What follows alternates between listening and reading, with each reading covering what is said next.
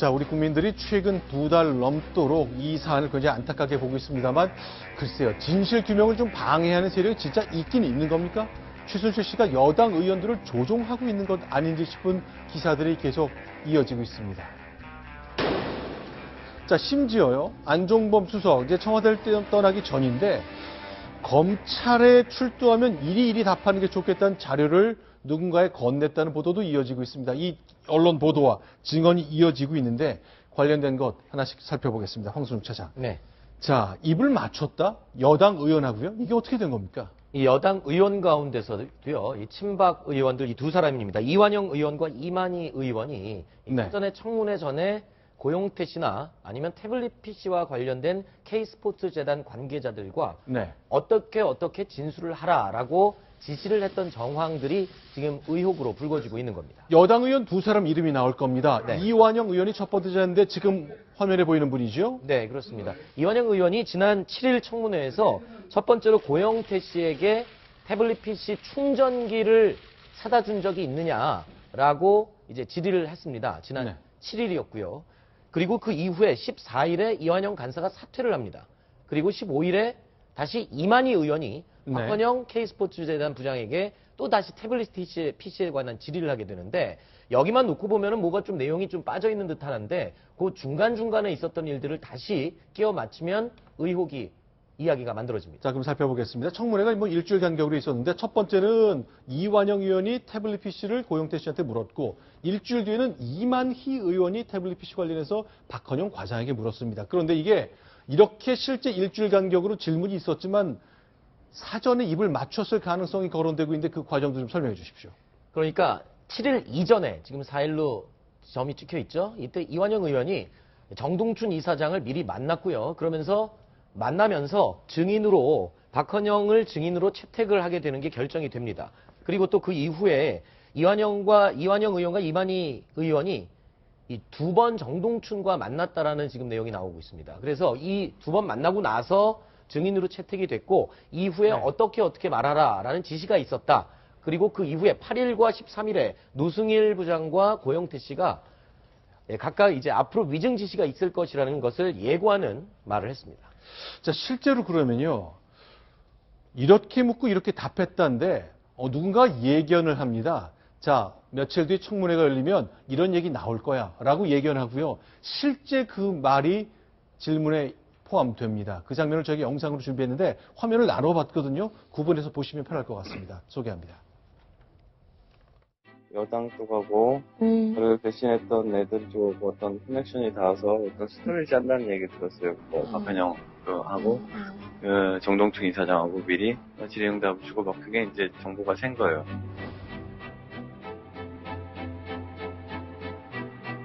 태블릿 PC 이런 것들 내용을 아느냐 봤느냐 보면 편에서 문제가 됐던 그 태블릿 PC를 보신 적이 있습니까? 네. 태블릿을 고영태 씨가 이제 들고 다녔었고 책상에 본 적이 있다. 그 사무실을 비울 때 그 책상 안에 들어있던 태블릿을 봤기 때문에 내가 잭을 구해달라고 했다. 이런 스토리로 간다는 거죠. 저한테 충전기를 사오라고 시켰었습니다. 일반 충전기가 아니다. 그거에 맞는 충전기를 사오라고 저한테 했었고요. 제가 그걸 못 사갔습니다. 그런 관계로 제가 그거를 좀 기억을 하는. 네. 박헌영 과장이 사람들한테 이용당해서 누구한테 이용당하고 있다 지금? 이완용 쪽이라는데. 자, 황순욱 차장님 다시 한번 정리해드리겠습니다. 지금 화면 분할로 보니까 실제로 이렇게 될 것 같은데 했던 것은 청문회 이전 상황이었는데 실제로 그런 발언이 있긴 있었네요. 그렇죠. 그러니까 지금까지 말을 맞추고 청문회에서 위증을 지시했다라고 충분히 의심할 만한 합리적인 상황이 지금 의심이 갈 수밖에 없는 그런 증언들이 실제로 발생이 된 거죠. 네, 그렇죠. 근데요. 제 경험으로 봐서는 충분히 가능한 일입니다. 가능한 일입니까? 인사청문회도 그렇고요. 네. 그러니까 여당 의원들은요, 이제 인사청문회 때도 그 대통령이 이제 추천한 그걸 방어해 주면서 인사청문회에서 좀 통과되게끔 뭔가 협조를 해야 되는 네. 그 여당 의원들 또 처지가 그렇거든요. 그러다 보면 사전에 자료 주고받기도 하고요.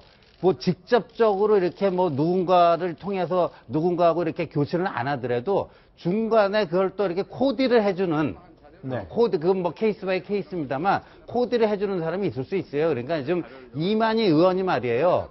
저기 네. 이제 자기가 박헌영, 그죠?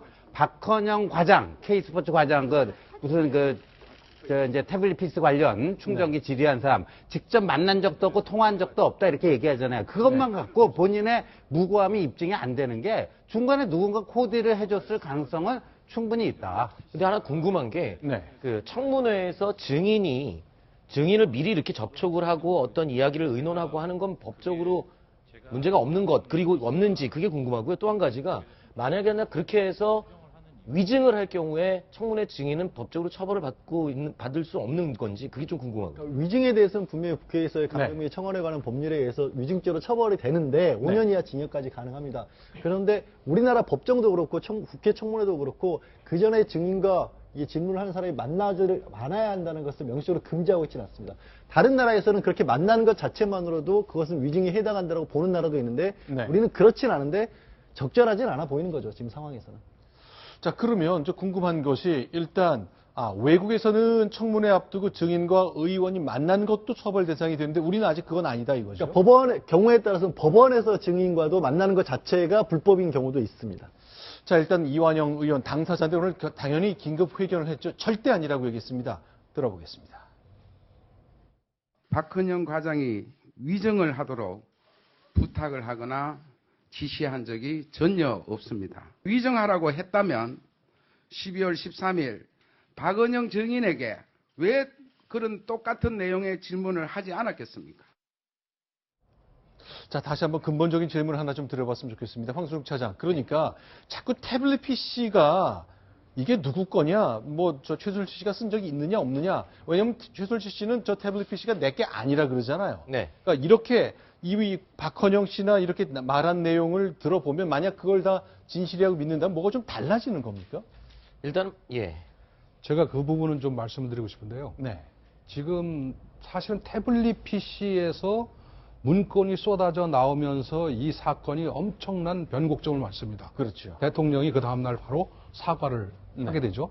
그 전날 아시다시피 개헌을 얘기했던 분이 다음날 바로 다시 사과를 하는데 이 사건이 네. 대통령한테 좀 유리하게 전개되기를 바라는 사람들이 가지고 있는 그런 어떤 기본적인 그 마음속에 뭐가 있냐면 네. 이 태블릿 PC가 조작된 것 같다. 네. 이것만 어떻게 증명을 하면 이게 최순실 거가 아니라는 것만 증명을 한다면 이 사건은 엄청난 반전을 맞게 될 것이다라는 그런 생각을 가지고 있어요. 네. 제가 이렇게 저한테 무슨 이렇게 오는 제보라든가 의견이라든가를 보면 네.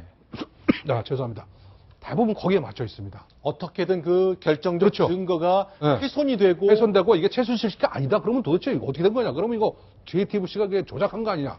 그러면 네. 원천 무효 아니냐 말이야. 네. 이런 식의 생각을 갖고 있습니다. 사실 오늘 최순실이 법정에 출두해서 했던 가장 중요한 부분도 그거를 지적하는 거였습니다. 변호인이 다른 게 아니라 네. 태블릿 PC를 실물을 본 적도 없고 네. 여기에 들어가 있는 내용을 믿을 수가 없기 때문에 태블릿 PC를 법원이 감정을 해달라고 요청을 했습니다. 그래서 네. 하나라도 조금만이라도 뭔가 조작된 부분이 있으면 그 네. 증거 능력을 다투겠다는 게 오늘 최순실 변호인의 입장이었습니다. 그 만약에요, 진짜로 이제 감정을 법원이 요청했으면 수용할 것 같은데 만약에 뭐가 파일 하나도 건드리게 나오면 그 태블릿 PC에 담긴 증거 능력 자체가 크게 문제가 되는 겁니까? 그러니까 그것 전체를 다 무시하기 어렵다고 할지라도 거기에 있는 것 중에서 그럼 어떤 건 조작된 건지 어떤 건 아닌 건지 우리로서 믿을 수가 없다는 식의 항변을 강력하게 할 것이고 그럼 법정에서 다투는 걸 떠나서 아까 말씀하신 것 여전히 박근혜 대통령이 그걸 할 일이 없다라고 믿는 어떤 정치적 입장에서는 큰 전환점을 만들 수가 있는 거죠.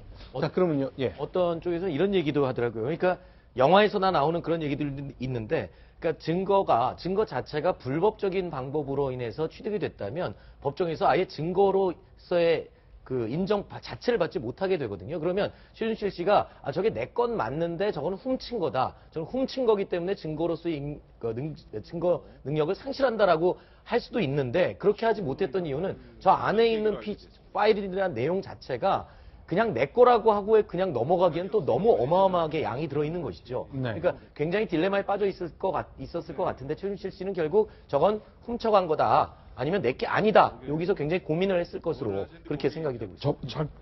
간단하게 말씀드리자면 저 부분은요. 네. 제가 볼 때는 상당히 첨예한 문제이기 때문에 네. 물론 검찰에서는 아시다시피 전부 추적을 해서 독일도 갔다 오고 제주도도 갔다 온 걸로 볼 때 이건 최순실 것이라고 주장을 했지만 특검에서 다시 한번 명쾌하게 밝힐 필요가 있다고 봅니다. 왜냐하면 이거를 가지고 뭐랄까 미련을 가지고 있다고 할까요? 그런 분들이 꽤 많은 게 사실입니다. 자, 그러면 다시 한번 보겠습니다. 저희가 앞서 이제 실제 예견했던 것, 그리고 실제 있었던 것이 묘하게 맞아떨어지거든요. 모두 세 가지 대목입니다. 한 번 더 그 영상을 통해 보여드리겠는데, 태블릿 PC라는 결정적 증거가 최순실 씨가 소유가 아니라는 것을 가급적 설명하려는 듯한 장면이거든요. 한 번만 더 보겠습니다.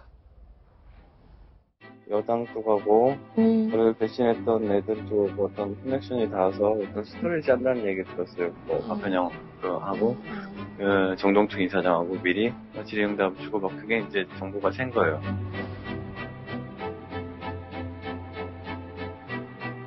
태블릿 PC 이런 것들 내용을 아느냐 봤느냐 보면 편에서 문제가 됐던 그 태블릿 PC를 보신 적이 있습니까? 네. 태블릿을 고영태 씨가 이제 들고 다녔었고 책상에 본 적이 있다. 그 사무실을 비울 때 그 책상 안에 들어있던 태블릿을 봤기 때문에 내가 잭을 구해달라고 했다. 이런 소리를 간다는 거죠. 저한테 충전기를 사오라고 시켰었습니다. 일반 충전기가 아니다. 그거에 맞는 충전기를 사오라고 저한테 했었고요. 제가 그걸 못 사갔습니다. 그런 관계로 제가 그거를 좀 기억을 하는. 박근영 과장이 사람들한테 이용당해서 누구한테 이용당하고 있다 지금? 이완용 쪽이라는데. 자, 이렇게 청문회 국정조사뿐만이 아닙니다. 오늘 이제 나온 기사를 보니까 황선욱 차장. 안종범 수석이 글쎄 검찰이 수사가 진행되는 것을 다 파악하고 있는지 누구에게인가 인편으로 자료도 건네고 그랬다고요? 네, 그렇습니다. 김필승 이사에게 진술 가이드라인을 A4 용지 두 장에다가 프린트를 해서 전달을 했습니다. 전달된 날짜는 아마 22일로 추정이 되는데요. 왜냐하면 이 시점이 어제 관계자 조사 상황 해서 제목이 달려 있습니다. 그러니까 이런 걸 묻더라, 또 이런 걸 묻더라, 이런 걸 묻더라 쭉 정리해줬다 그 얘기네요. 예, 그러니까 정동구 이사장이 21일에 검찰 조사를 받았는데 그 내용을 살펴보면 일단 재단 설립과 운영 그리고 직원들 뽑았던 내용들까지 모두 검찰에서 물어보고 답했던 내용들에 대해서 모두 요약이 되어 있습니다. 자, 그럼 계속 보겠습니다. 또 어떤 내용들이 또 공개가 됐습니까? 전달이 됐습니까? 일단 답변을 어떤 식으로 해라라는 식의 대답까지 정해져 있었는데 곤란한 사항이면 기억을 못한다, 잘 모른다 이렇게 답변을 해도 무방이다. 왜냐하면 그 기금 운용 자체가 밝혀진 게 아니기 때문에 법적으로 아무런 문제가 되지 않는다. 그러니까 모르는 건 모른다. 그리고 불리한 거는 잘 기억이 안 난다. 이렇게 해도 무방하다라고 이미 가이드라인을 다 제시를 한 내용이었습니다. 그런데 보통 이런 게 공개가 됩니까? 물론 이제 저 전날 조사한 사람의 변호인 등이 나와가지고 뭐 물어보면 설명해 줄 수는 있겠습니다만 지금 보시는 것처럼 저렇게 롯데 70억, 5억 원 기부금은 어떻게 된 거냐 이렇게 답하시라, 이렇게 답하시라 저 두 장을 전달했다는 거잖아요. 그게 본인은 이제 전달된 게 아니라 이게 이게 검찰 출신에서 어떤 것들이 나왔을지를 상상해서 막연하게 만들었다 이런 식의 해명이라고 해야 될 거 얘기를 하고 자기들이 있어요. 파악한 게 아니라 파악한 게 아니라 상상했어야 했는데 근데 좀 전에 잠깐 양식을 비춰봐도 아시겠지만 저거는 어떤 공문서를 만들어 본 사람이 그 내용을 잘 알고 그런 형식이나 내용을 잘 알고 있는 사람이 기재한 것이지 그걸 상상해서 일반인이 그냥 메모장에 쓴 형식이 아니거든요. 지금 하나는 이 굵은 글씨로 있고 하나는 그 밑에 줄 그어가면서 동그라미 굵은 시 있고 그 다음에 당시 잘 기억 안 난다. 아주 상세하게 나와 있어서 저거를 상상해낼 정도의 사람이라면 어마어마한 형사사건에서의 변호사로서 성공할 수 있을 만한 능력 있는 사람이지 이게 의심이 갈 수밖에 없는 게 아마 저 때는 우병우 전 민정수석이 그대로 청와대에 있었던 당시이기 때문에 그렇죠. 그때죠. 예, 그때이기 때문에 검찰에서 청와대 쪽에 올라간 문건을 토대로 만들어진 대응 문건이 아닌가라는 추측이지만 할 수밖에 없는 상황인 거죠. 근데 만약 그렇다면 그때 이제 검찰총장은 절대 청와대에 보고하지 않겠다 그랬잖아요. 네. 그런데 약속을 어긴 겁니다. 검찰총장 김순환 검찰총장이요 당시에 청와대 보고하지 말아라. 나한테도 보고하지 말아라. 뭐 결과만 나한테 보고하라. 그런 얘기 했는데 검찰에 우병우 사단이 있었으면 옆으로 몰래 빼줬을 가능성이 있다라는 거죠. 왜냐하면 정동춘 이사장은 자신이 조사받은 거에 대해서 청와대 쪽에서 연락 와갖고 확인해 준 바가 없다라고 분명히 얘기를 하고 있지 않습니까? 그런데 아까 그 A4 두 장짜리의 저 대응 어떻게 대응할 것인가? 그럼 저거를 뭐 법률 전문가도 아닌 안종범 경제수석실에서 만들었겠습니까? 그럴 리는 그럴 가능성이 대단히 낮다. 민정수석실에서 만들어준 거를 안종범 수석실을 통해서 전달했을 가능성도 높다. 이것도 이번에 특검이 밝혀야 될 아주 핵심적인 꼭지 중에 하나입니다. 네, 안종범 수석이 전달했던 그 문건 2장짜리 그도 그렇고 고영태 씨가 폭로한 것, 예견한 것이죠. 이것도 만약에 사실이라면 결국 진실 규명을 무언가 막으려는 그룹이 있다는 것이 얘기가 되기 때문에 정말 밝힐 건 밝혀야 될 것 같습니다.